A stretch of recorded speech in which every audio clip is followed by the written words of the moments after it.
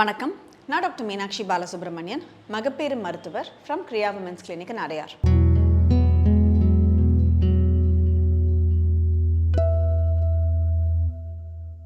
எல்லாருமே ப்ரெக்னென்சியில் weight gain ஆகும் அப்படிங்கிறது நம்மளுக்கு ஒரு தெரிஞ்ச ஒரு விஷயம்தான். அதை பற்றி யாரும் பெருசாக கவலைப்பட மாட்டாங்க.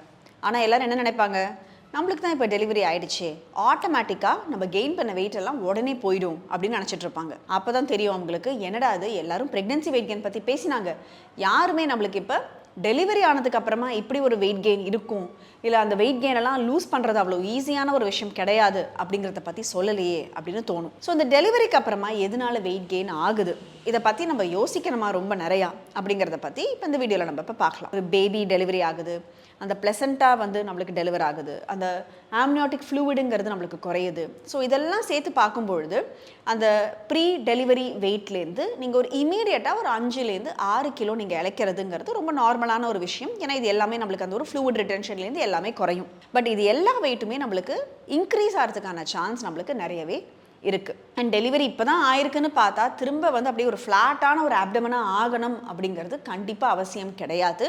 ஏன்னா நம்மளுக்கு அந்த ஒரு வயருங்கிறது மசிலெல்லாம் கம்ப்ளீட்டாக விரிஞ்சு திரும்ப அந்த மசிலெல்லாம் திரும்ப அந்த ஒரு டோனுக்கு வரதுங்கிறது அவ்வளோ ஒரு சுலபமான ஒரு விஷயம் கிடையாது.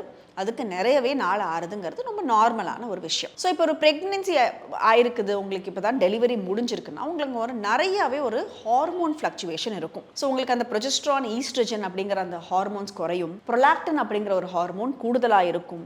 சில சமயம் அந்த தைராய்டு ஹார்மோனுமே நிறையவே ஒரு ஸ்டாண்ட் ஸ்டில்ல இருக்கிறதுக்கு நிறையவே சான்ஸ் இருக்குது. ஸோ இது எல்லாத்தையும் நம்ம சேர்த்து பார்க்கும் பொழுது அந்த ஒரு மெட்டபாலிசம் அப்படிங்கிறது குறையறதுக்கான சான்ஸ் நிறையவே இருக்கிறதுனால நம்ம அதே சாப்பாடு சாப்பிட்டாலுமே கூட நம்ம அதிகமாக வெயிட் கெயின் ஆகிற மாதிரி இருக்கிறது ஒரு நார்மலான ஒரு விஷயம். அண்ட் அடுத்தது பார்த்தீங்கன்னா நம்மளுக்கு அந்த ஒரு தூக்கமின்மைங்கிறது தான் இருக்கிறதுலே எல்லா நியூ மதர்ஸுமே ஃபேஸ் பண்ணுற ஒரு விஷயம். ஸோ தூக்கமே இல்லை அப்படிங்கும் பொழுது நேச்சுரலாகவே உங்களுக்கு அந்த ஒரு ஸ்ட்ரெஸ் ஹார்மோன் கூடுதலாக இருக்கும். ஸோ அந்த நேரத்துலையும் வெயிட் கெயின் அப்படிங்கிறது ஒரு நார்மலாக ஆகக்கூடிய ஒரு விஷயமாகவே தான் இருக்குது. அண்ட் நம்மளுக்கு ப்ரெக்னென்சி கிரேவிங்ஸ் எல்லாம் போக இப்போ பிரெஸ்ட் ஃபீடிங் பொழுது பசியே உங்களுக்கு ரொம்ப அதிகமாக இருக்கும். Breast feeding is a high energy demand phase. So நீங்கள் நல்லா சாப்பிட்டீங்கன்னா தான் பாப்பாவுக்கு நல்லா நம்மளால் பால் கொடுக்க முடியும். ஸோ அதிகமாக சாப்பிட்றதுனாலையுமே நம்மளுக்கு அந்த ஒரு வெயிட் கெயினுங்கிறது ஒரு நேச்சுரல் ஃபினாமினா அப்படிங்கிறத புரிஞ்சுக்கணும். தூக்கத்துக்கே நேரம் கிடையாது, எனர்ஜியும் கிடையாது, டைமும் கிடையாது, இதில் எக்ஸசைஸ்லாம் பண்ணுறதுக்கு எங்கள் டாக்டர் நேரம் இருக்குது அப்படின்னு கேட்குற பேஷண்ட்ஸ் தான் பாதி பேர். ஸோ எக்ஸசைஸ் பண்ணுறதுக்கும் நம்மளுக்கு கரெக்டான டைம் கிடைக்க மாட்டேங்குது. எஸ்பெஷலி இப்போ தான் குழந்தை பிறந்திருக்குதுன்னா அந்த ஒரு நியூ பார்ன் வச்சுக்கிட்டு நம்மளுக்கு எக்ஸசைஸ் பண்ணுறதுக்கான ஒரு மைண்ட் செட்டும் நம்மளுக்கு கண்டிப்பாக இருக்காது. அதுலேயுமே நம்ம பாடி ரொம்ப லெத்தார்ஜிக்காக இருக்கிறதுனால அதனாலையுமே நம்மளுக்கு வெயிட் கெயினுங்கிறது நேச்சுரலாகவே நடக்கும். ஸோ இது எல்லாமே நம்மளுக்கு அகேன்ஸ்டாக இருக்கும் பொழுது உடனே நம்ம ஆட்டோமேட்டிக்காக வெயிட் லூஸ் பண்ணணும் அப்படின்னு எதிர்பார்க்கறதே முதல்ல ஒரு தப்பான ஒரு விஷயம். டெலிவரி ஆனதுக்கு அப்புறமா வெயிட் கெயினுங்கிறது ஒரு நேச்சுரலாக நடக்கக்கூடிய ஒரு விஷயம். அதை பற்றி நம்ம ரொம்ப ஓவராக யோசிக்காமல் இருக்கிறது ரொம்ப முக்கியம். அதுக்காக நம்ம ஜங்க் ஃபுட் சாப்பிட்ணும், ரொம்ப அதிகமாக சாப்பிட்டுக்கிட்டே இருக்கணும் டெலிவரி டிமாண்டுங்கிறதுனால, இல்லை நம்ம வாக்கிங்கே போகாமல் இருக்கணும் அப்படிங்கிறது அவசியம் கிடையாது. நம்ம கூட மட்டும் நம்மளால் எவ்வளோ ஹெல்த்தியாக நம்மளோட டயட்டை ஃபாலோ பண்ண முடியுமோ ஃபாலோ பண்ணிவிட்டு எப்போ நம்மளுக்கு டைம் கிடைக்குதோ நம்மள ஒரு சின்ன வாக்கிங் மாதிரியோ இல்லை போஸ்ட்நேட்டல் எக்ஸசைசஸோ பண்ணி நம்ம எவ்வளோ ஹெல்த்தியாக நம்ம உடம்பை வச்சுக்கணுங்கிறத பற்றி மட்டுமே நம்ம யோசிக்கணும். You have gone through so much.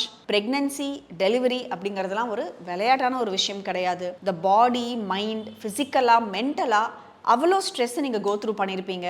இப்போ தேவையில்லாமல் இந்த வெயிட் கெயின் அப்படிங்கிற அந்த ஒரு ஸ்ட்ரெஸ்ஸை வேறு மனசில் போட்டுக்காமல் குறைஞ்சது அட்லீஸ்ட் ஒரு 6 months to 8 months டைம் கொடுத்து நம்ம அதுக்கப்புறமா படிப்படியாக கொஞ்சம் கொஞ்சமாக இந்த வெயிட் லாஸ் ஜேர்னிக்கு நீங்கள் போனீங்கன்னா it is more then enough.